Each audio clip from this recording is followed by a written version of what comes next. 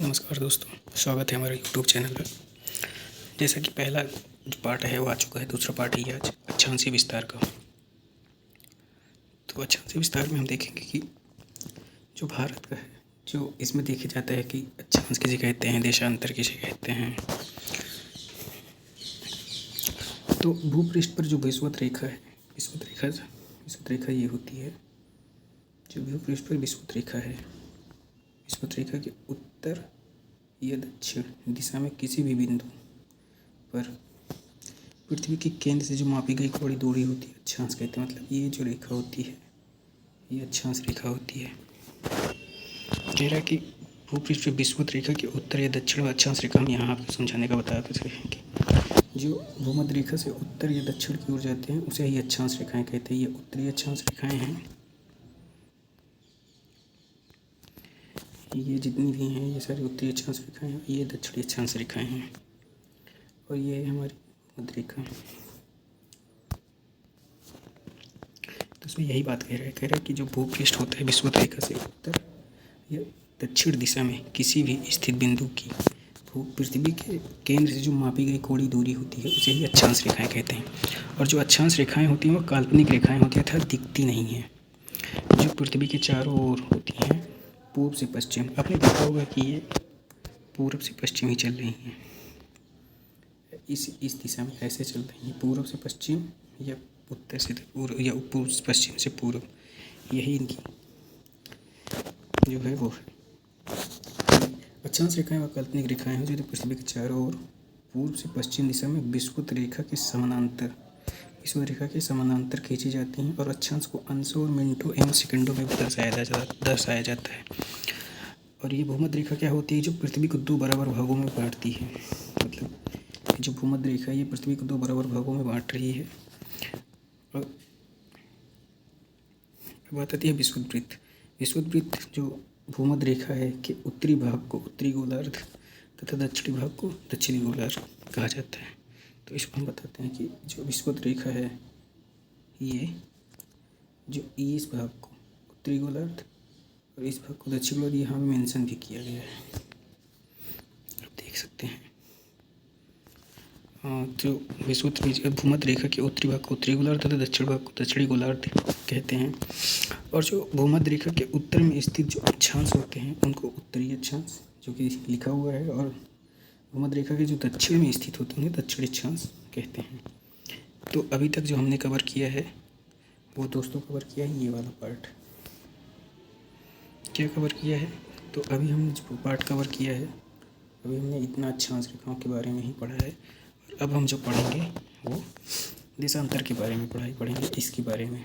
तो एक बार मैपिंग को ध्यान में दे लीजिए कि इसमें कौन सी अक्षांश रेखा है। ये जो 0 डिग्री आई है इधर से इधर, इसको कहते हैं ग्रीनविच रेखा या प्रधान यामियोत्तर रेखा। और इस साइड जितनी भी हैं और इस साइड मतलब ये पूर्वी देशांतर रेखाएं हो जाती है, पश्चिमी देशांतर रेखाएं हो जाती हैं। ठीक है, अब इसी पे जो बात है वो नीचे लिखी हुई है। कह रहा है कि यदि अक्षांश रेखाओं को 1 डिग्री के अंतराल, जो अक्षांश रेखाएं ऐसे ऐसे ऊपर वाले में दी गई हैं, इसमें जो अक्षांश रेखाओं को अगर 1 डिग्री के अंतराल पर खींचा जाए तो उत्तरी गोलार्ध में 89, मतलब कि यहाँ भी 89 यहाँ भी 89 आएंगी और यहाँ भी 89, मतलब 90 नहीं आएंगी। और एक जो हो जाएगी, एक ये जो भूमध्य रेखा है एक ये हो जाएगी। तो इन सबको मिला के मतलब 90 और एक ये ना हो करके ये 79 प्लस 1 होती हैं। इसमें यही नीचे मेंशन किया गया है कि यदि अक्षांश रेखाओं को 1 डिग्री के अंतर पर खींचा जाए तो उत्तरी गोलार्ध में 89 मतलब 90 नहीं होंगी, एक कम होंगी, और दक्षिण गोलार्ध में भी 90 नहीं होंगी, एक कम होंगी, 89 ही होंगी। तो इस प्रकार क्या होता है कि विषुवत वृत्त जो होते हैं को लेकर, विषुवत वृत्त अर्थात भूमध्य रेखा को लेकर अक्षांश रेखाओं की जो कुल संख्या होती है 179 होती हैं। और किन्हीं जो दो समानांतर जो अक्षांश रेखाएं होती हैं अर्थात इनके मध्य जो बीच की दूरी होती है वो 111 किलोमीटर होती है। अब आगे बात करते हैं कि जो भूपृष्ठ पर उत्तरी ध्रुव, मतलब जो भूपृष्ठ होता है उत्तरी ध्रुव और दक्षिण ध्रुव को मिलाने वाली जो काल्पनिक रेखा है वो पृथ्वी को दो बराबर भागों में बांटती हैं और उसको क्या कहते हैं, यामियोत्तर या प्रधान यामियोत्तर रेखा या ग्रीनविच रेखा। तो हम जो बात कर रहे हैं कि पृथ्वी को जो दो बराबर भागों में बांट रही है आप देख सकते हैं कि पृथ्वी को 2 बराबर भागों में बांट रही है और ये 0 डिग्री, इसे ही प्रधानयामी उत्तर रेखा या ग्रीनविच रेखा कहते हैं। ठीक है। अब यह जो रेखा थी जो बीच में, ये जो ग्रीनविच रेखा है, ग्रीनविच रेखा है, उसे क्या है कि ये लंदन शहर से गुजरती है। प्रधानयामी उत्तर रेखा को 0 डिग्री देशांतर भी कहा जाता है। ठीक है। तो और जो प्रधानयामी उत्तर के पूर्व एवं पश्चिम में, प्रधानयामी उत्तर जो था, मतलब कि हम बता रहे हैं कि कैसे होता है, क्या है कि मान लीजिए ये पृथ्वी है और ये यामी उत्तर रेखा है, तो कह रहा है कि जो प्रधानयामी उत्तर रेखा के पूर्व और पश्चिम में उत्तरी ध्रुव एवं दक्षिणी ध्रुव को जो मिलाने वाली काल्पनिक रेखाओं को ही देशांतर रेखाएं कहते हैं। मतलब ये जो थी अक्षांश रेखाएं ऐसे ऐसे जो मिलाएंगी उन्हें ही हम देशांतर रेखाएं कहते हैं। देशांतर रेखाएं समान नहीं होती, मतलब एक तरह नहीं होती। और इसका क्या होता है कि हम बता रहे हैं कि जो ये होती हैं ये ऐसे ऐसे ना होकर कि ये ऐसे ऐसे होती हैं, गोलाकार में होती हैं। तो वही कहा गया है कि जो देशांतर रेखाएं होती हैं समानता नहीं होती हैं। पृथ्वी की विषुवत रेखा की ओर, पृथ्वी की जो विषुवत रेखा की ओर बढ़ने पर जो देशांतर रेखाओं की संख्या के बीच की दूरी जो होती है, मतलब विषुवत जो वृत्त होता है, मतलब एक जरूरी ही है। ठीक है। और कह रहा है कि पृथ्वी की ये विषुवत रेखा है, कहते हैं कि विषुवत, और ये हो गई प्रधानयामी उत्तर रेखा। तो कह रहा है कि जब देशांतर रेखाएं होती हैं वो पृथ्वी की विषुवत रेखा की ओर बढ़ती हैं, मतलब इसकी तरह यहाँ जब बढ़ती हैं तो इनकी दूरी जो है वो बढ़ती जाती है। यही चीज़ कह रहा है, ये गोल है, पृथ्वी गोल है, तो उस हिसाब से इसकी दूरी बढ़ती जाती है, जबकि जो अक्षांश रेखाएं होती हैं वो समानांतर होती हैं और ऊपर की ओर घटती जाती हैं। ठीक है। तो विषुवत रेखा पर देशांतर रेखाओं के जो बीच की अधिकतम दूरी होती है वो 111.32 किलोमीटर की दूरी होती है। अब थोड़ा भारत की स्थिति देख लेते हैं। तो भारत पूर्णतः उत्तरी गोलार्ध में स्थित है। आपको पिछली क्लास में पता चल गया होगा कि भारत की स्थिति कहाँ है। तो भारत की जो स्थिति है ये उत्तरी गोलार्ध में है। उत्तरी गोलार्ध और पूर्वी देशांतर। उत्तरी गोलार्ध में संपूर्ण भारत का जो अक्षांशीय विस्तार है 8 डिग्री 45 सेकंड उत्तरी अक्षांश से 37 डिग्री 6 सेकंड उत्तरी अक्षांश के मध्य स्थित, मतलब अच्छा उत्तरी अक्षांश में है। और पूर्वी देशांतर की बात करेगा, इसके मुख्य अंश जो हैं 8 डिग्री 4 उत्तरी अक्षांश और 37 डिग्री, मतलब ये मुख्य भूमि है जो 15 पॉइंट से शुरू होती है।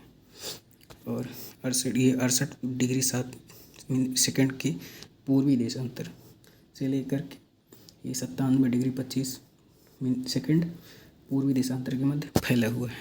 अगर मानक देशांतर क्षेत्र का जो विस्तार है वो 23 डिग्री 30 सेकंड उत्तरी और दक्षिणी देशांतरों के मध्य है। अतः भारत का जो विस्तार है उष्ण और उपोष्ण दोनों कटिबंधों में हो जाता है, किंतु निम्न अक्षांश जो 0 डिग्री है उससे उच्च अक्षांश की ओर जाने पर जो क्या होता है कि दिन और रात की अवधि में अंतर होता है। उत्तरी गोलार्ध में अक्षांश का जो प्रभाव दक्षिण से, उत्तरी गोलार्ध में क्या होता है कि अक्षांश का जो प्रभाव है दक्षिण से उत्तर की ओर जाने पर दिन और रात की अवधि पर पड़ता है। तो अगर ये लास्ट वाला नहीं समझ में आया तो मैं एक बार फिर से आपको समझाते हैं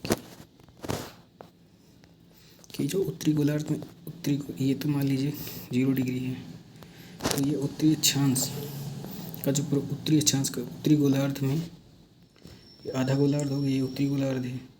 उत्तरी गोलार्ध में जो अक्षांश का प्रभाव है उसे दक्षिण से उत्तर की ओर जाने पर, मतलब इधर जाने पर, दक्षिण से उत्तर की ओर जाने पर दिन और रात की अवधि पर जो है अंतर असर पड़ता है।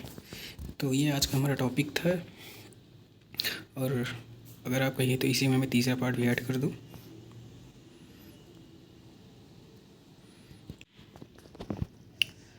विषुवत रेखा के उत्तर में जाने पर तीसरा पार्ट है भारत और कर्क रेखा का संबंध क्या है। विषुवत रेखा के उत्तर में स्थित 23 डिग्री 30 मिनट उत्तरी अक्षांश को कर्क रेखा कहा जाता है। मतलब जो कर्क रेखा होती है, हम बता रहे हैं कि कर्क रेखा जो है हमारी ये कर्क रेखा जो होती है, ये तो 0 डिग्री होगी, ये कर्क रेखा है। तो ये 23 डिग्री, ये सॉरी लिख नहीं पा रहा है, तो ये 23 की कर्क रेखा है। कर्क रेखा को ही जो है, कर्क रेखा जो है हमारे विषुवत से उत्तर में स्थित है और कर्क रेखा 23 डिग्री 30 मिनट उत्तरी अक्षांश में ही स्थित है। जो कर्क रेखा है वो भारत के लगभग जो है, कर्क रेखा जो भारत के लगभग मध्य से होकर गुजरती है, और कर्क रेखा जो है भारत को 8 राज्यों से होकर गुजरती है, जिसमें हम बता रहे हैं कि जिसमें जो है गुजरात, राजस्थान, मध्य प्रदेश, छत्तीसगढ़, झारखंड, पश्चिम बंगाल, त्रिपुरा और मिजोरम स्थित है। आइए इसको मैपिंग से समझते हैं। मैप से आप ज़्यादा अच्छा समझ पाएंगे। तो इसमें हम बता रहे हैं आपको कि क्योंकि ये भारत है, जो भारत जो कर्क रेखा है, जो ये जो कर्क रेखा है 23.5 डिग्री ये जो है, तो ये जो है ये भारत के लगभग बीचों बीच से आपको दिख रही हो कि गुजर रही है। तो इसमें जो है भारत के जो 8 राज्य हैं, भारत के 8 राज्यों से होकर गुजरती है। तो देखिए, एक तो गुजरात हो गया आपका, दूसरा राजस्थान है, मध्य प्रदेश हो गया, छत्तीसगढ़, ठीक है, पश्चिम बंगाल, त्रिपुरा, मिजोरम,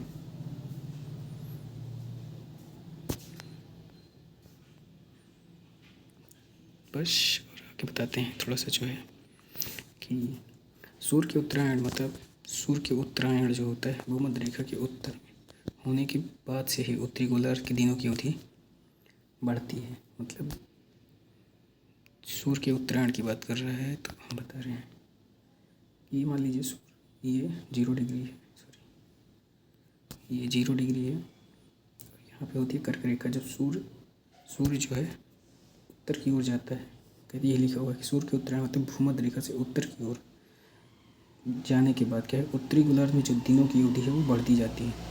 अर्थात जो 21 जून है, हमने हाईलाइट भी कर दिया है कि जो 21 जून को सूर्य उत्तरायण की स्थिति के सर्वोच्च बिंदु पर होता है। तो जो 21 जून है, मतलब जून माह में जो कर्क रेखा है कि उत्तर की ओर जाने पर दिन की अवधि बढ़ने लगी, मतलब कि जून के महीने में दिनों की अवधि बढ़ती है। और नदियाँ कर्क रेखा को 2 बार काटती हैं। कौन सी नदी हैं? तो वो है माही नदी, जो कर्क रेखा को 2 बार काटती है। तो ये आज का हमारा टॉपिक था, और आशा करते हैं आपको अच्छा लगेगा। तो लाइक करिएगा पसंद आए तो, ठीक है। मिलते हैं नेक्स्ट क्लास में।